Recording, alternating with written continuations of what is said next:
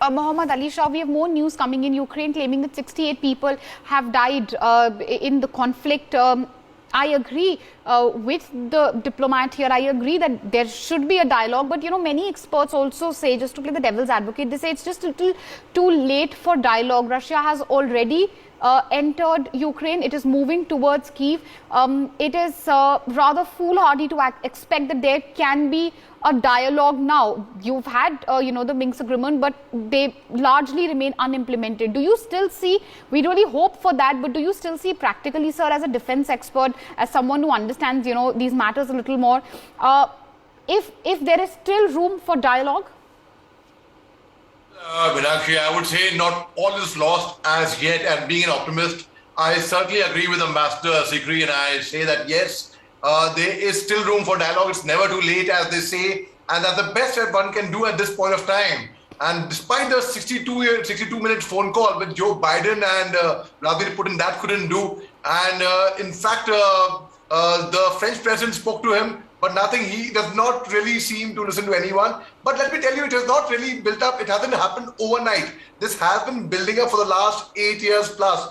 And it was a well thought of, a very well planned strategy by President Vladimir Putin of doing this. As President Trump, of course, yesterday, ex-president called him a genius. That's a different thing. Time will tell. But the thing is, nobody wants war at the end of the day, whether it affects us or not. And this war is certainly going to affect the entire world. It will not lead to a third world war for sure, that I can vouch for, but certainly it is going to affect the economy. It's going to affect everyone, directly or indirectly. Now, if President Putin wanted to attack Ukraine, 2014, in fact, if you see, history repeats itself. What happened in 2008 with Georgia? What happened in 2014 with Crimea? What happened, in fact, if he wanted to do 2014 was the right time for him. Why now, when the world is battling pandemic, when the world economy is suffering, when everyone is going through a hard time, and this war is going to take the entire world economy decades behind. It will be difficult to come out of it. The oil prices are already touching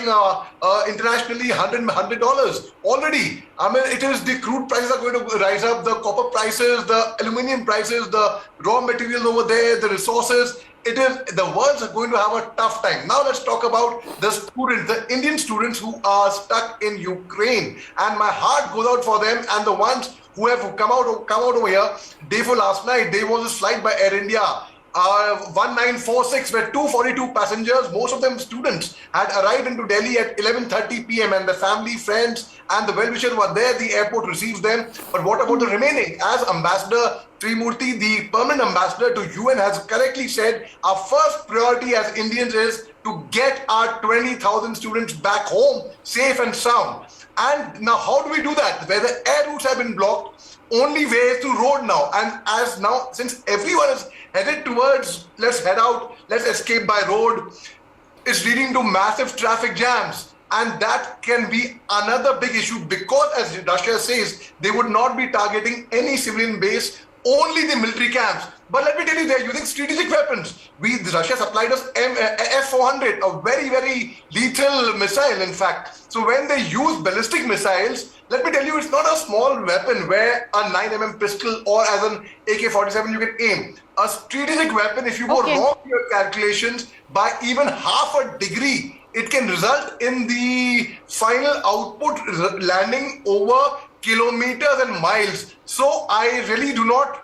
And secondly, Russia has lost all credibility over here, because 2 days back they were saying we are not going to be attacking Ukraine. It's a regular military exercise.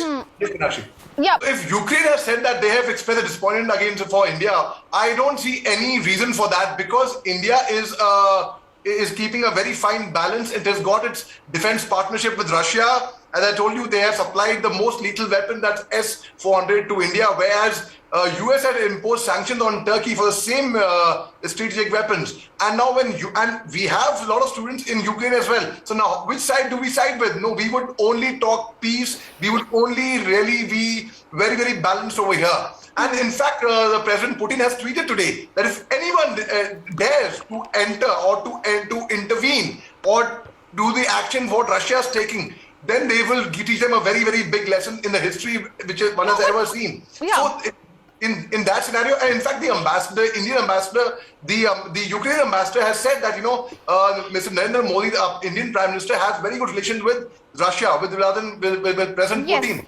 So let me put that statement in context. And Ambassador Sikri, if you could come in here, ma'am.